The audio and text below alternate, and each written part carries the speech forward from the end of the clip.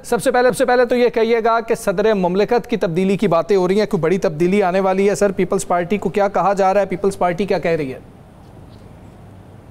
देखें, ये अफवाहें माजी में भी इस तरह की बड़ी अफवाहें चलती रही हैं, और सियासत तो अफवाहों के बगैर पाकिस्तान में तो आपको पता है फिर एंटरटेनिंग होता ही नहीं है। तो एंटरटेनमेंट के लिए आई थिंक इस तरह की अफवाह कहीं से इनिशिएट होती है और फिर मजीद लोग इसको फैलाते हैं। इसमें कोई सदाकत नहीं है। सदर पाकिस्तान जनाब आसिफ अली जरदारी साहब इंशाल्लाह वाहिद सदर होंगे जो दूसरा अपना टर्म सक्सेसफुली कंप्लीट करेंगे। 2/3 मेजोरिटी के साथ वो इलेक्ट होकर आए हैं सदर हाउस में। तो वो फिलहाल कहीं नहीं जा रहे। बहुत सारे लोगों की हो सकता है ख्वाहिश हो, पर अगर उनकी ख्वाहिश हो तो उनको फिर 2/3 अक्सरियत सिर्फ नेशनल असेंबली में नहीं, तमाम सूबाई असेंबलीज में भी प्रूव करनी पड़ेगी, जो कि इस वक्त नामुमकिन नजर आता है। और सदर आसिफ जरदारी साहब उन्होंने माजी से अपने प्रूफ किया कि वो एक बहादुर लीडर है, और कोई भी चैलेंज अगर सामने पेश आता भी है, जो कि फिलहाल नजर नहीं आ रहा, तो उसको फिर बहादुरी से उसको निपटेगी भी उससे और लड़ेगी भी उससे।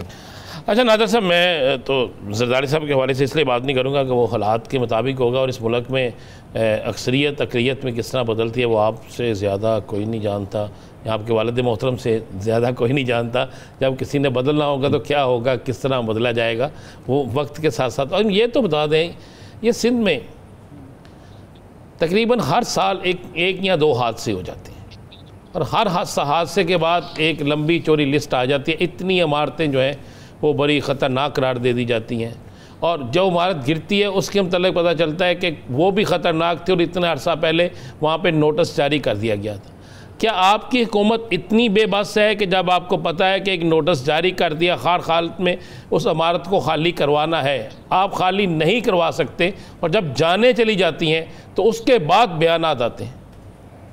और साथ में इजाफा कर लें, आपके वालिद मोहतरम ने वही मौके पर पहुँच कर एक बड़ी शख्सियत के मतलब कहा था कि इसको तब्दील नहीं किया जा सकता, ये इतनी ताकतवर शख्सियत है कि इसके खिलाफ बोलना भी जुर्म बन जाता है।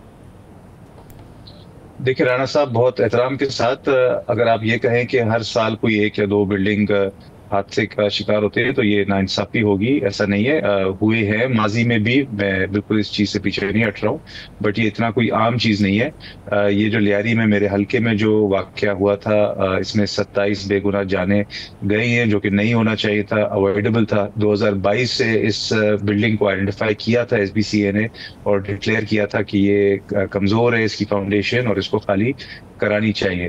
अनफॉर्चुनेटली बहुत सारे नोटिस के बावजूद SBCA की टीम के वहां खुद फिजिकली जाने के बावजूद जो रिहायशी थे वो वहां से जाना नहीं चाहते थे। SBCA के अमले ने उसकी बिजली भी काटी थी, गैस भी काटी थी, पर चोरी की लाइन कुंडा लगा के वो फिर से बिजली बहाल कर लेते थे और उसको खाली नहीं कराते थे। गवर्नमेंट बेबस नहीं थी। असल में गवर्नमेंट के सामने एक तरह से ह्यूमैनिटेरियन इशू भी अराइज हो जाता है। जाहिर सी बात है, जब आप एक किसी बिल्डिंग को खाली कराते हैं तो लोग फिर यही कहते हैं कि हम अपने बच्चों को लेकर कहाँ जाएंगे, उनके पास माली वसाइल भी नहीं होते। ये बिल्कुल गफलत इसमें जरूर है, इससे मैं पीछे नहीं हट रहा। इसी गफलत को ऑन करते हुए हुकूमत ने SBCA के DG को हटाया है। मेरे वालिद साहब बिल्कुल हटाना चाह रहे होंगे, उनकी ख्वाहिश होगी SBCA की DG को हटाना, but at the end of the day जो CM होते हैं और जो वजीर होते हैं बल्दियात का, उनका इख्तियार होता है। उन्होंने फिर अपना इख्तियार करके हटाया। एक MNA MPA सिर्फ शिकायत कर सकता है, शिकायत पे अमल दरामद करना वो फिर हुकूमत की मर्जी होती है। और अब अनफॉर्चुनेटली क्योंकि इस तरह का हादसा सामने पेश आया है, तो हुकूमत ने फिर ये सख्त फैसला लिया है और उसके खिलाफ सख्त कार्रवाई इनिशिएट की है, जिसको हेड कर रहे हैं कमिश्नर कराची। और पूरी ये शफाफ इंक्वायरी हो रही है, और इसमें वजीर बल्दियात ने खुद प्रेस कॉन्फ्रेंस में बताया है, और CM साहब ने भी अज़म का मुजाहरा किया है कि अगर DG की गफलत पाई जाती है, बेशक वो कितना भी कोई रिसोर्सफुल या पुराना ब्यूरोक्रेट ना हो, के खिलाफ भी कानूनी कार्रवाई सख्त किस्म की जाएगी। हो सकता है, मैं आपको पक्का नहीं कह रहा हूं, हो सकता है तो इक़दाम कत्ल का भी FIR उसके खिलाफ, FIR तो होगी, क्रिमिनल प्रोसिक्यूशन के खिलाफ होगी, पर क्योंकि 27 जाने गई है तो हुकूमत बिल्कुल ये चीज भी अंडर कंसिडरेशन ला रही है कि उसके खिलाफ इक़दाम कत्ल का भी FIR उसके या जिसके भी खिलाफ सबूत या शवाहिद पेश होते हैं, बेशक कोई इंस्पेक्टर लेवल का अमला हो या डायरेक्टर हो, माजी में इतना मैं जरूर कहूंगा कि बिल्कुल लियारी, क्योंकि मेरे वालिद साहब वहाँ से MNA हैं, उनकी शिकायत पे 2 दफा डायरेक्टर और AD लेवल के अफसरान मुअत्तल हुए हैं, क्योंकि रिपोर्ट्स आई थी कि उनकी गफलत की वजह से या उनकी इग्नोरेंस की वजह से बहुत सारी ऐसी ठीक है गबोल साहब, आप कह रहे हैं कि जी के नोटिस जारी किए गए 2022 का भी आप जिक्र कर रहे हैं, लेकिन पहले अब जो तफसीलात सामने आ रही हैं उसमें ये 3 मंजिला इमारत थी, उसके बाद इसको मखदूश करार दे दिया गया था, 2 मंजिलें बाद में बनाई गई थी। इस हवाले से भी बातें सामने आ रही हैं। अमले को पता ही नहीं लगा सर, एक मखदूश इमारत है, 2022 में उसको खाली करवाना था और फिर 2 मंजिलें बन गई।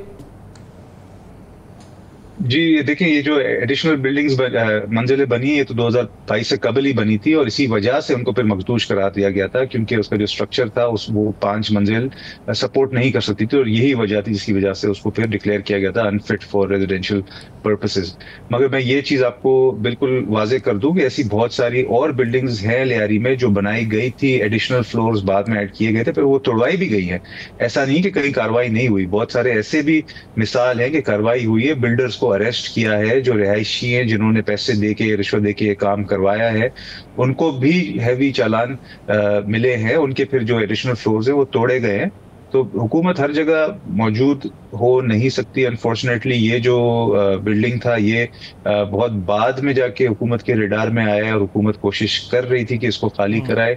अनफॉर्चुनेटली शायद इनफ कोशिश नहीं की। बिल्कुल आप और पूरी आवाम सही बिल्कुल एक कंसर्न है कि क्यों नहीं खाली कराया। साहब का सवाल ले लें, फिर मैं आपसे एक सवाल करना चाहूँगा। जी साकिब भाई।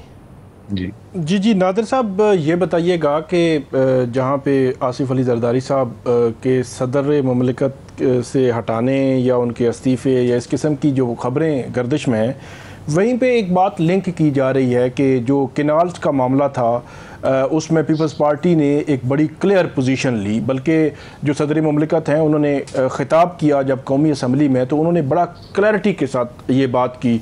और उसके बाद बिलावल भुट्टो जरदारी साहब ने भी, और उसके बाद ये मामला चल ही रहा था तो पाक भारत जंग शुरू हो गई, और इस दौरान फिर हुकूमत ने उसको फौरी तौर पर उसको मौखर किया या ख़त्म किया, ये अभी नहीं कन्फर्म।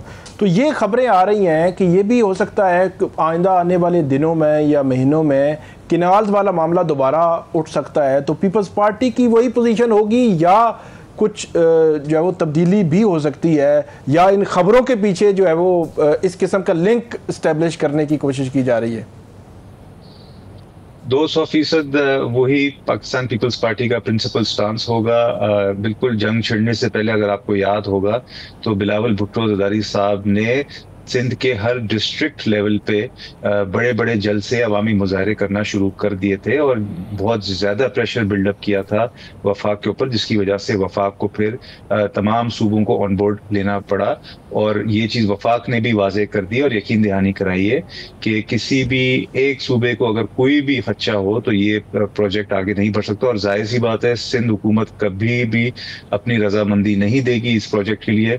मैं समझता हूँ सिंध का वो सबसे बड़ा गद्दार होगा अगर वो इस चीज की इजाजत दे कि सिंध के जो नहर सिंध है, उसके दरियाए सिंध जो है उसके ऊपर नहरें बनाया जाए। ये कभी भी हम एक्सेप्ट नहीं करेंगे, और मरते दम तक पीपल्स पार्टी सिंध के वसाइल के लिए और सिंध के जायज हक के लिए लड़ती रहेगी। जहां पे भी हमारी हुकूमत है, बलूचिस्तान के भी कंसर्न है, सिर्फ सिंध सूबे के कंसर्न नहीं है, बलूचिस्तान के भी कंसर्न है। अगर कनाल्स बनते हैं दरियाए सिंध पे तो बलूचिस्तान का भी शेयर कम होगा, और किसी एक रेगिस्तान, किसी एक सहरा को आबाद करने के लिए आप आधे पाकिस्तान को बंजर नहीं कर सकते।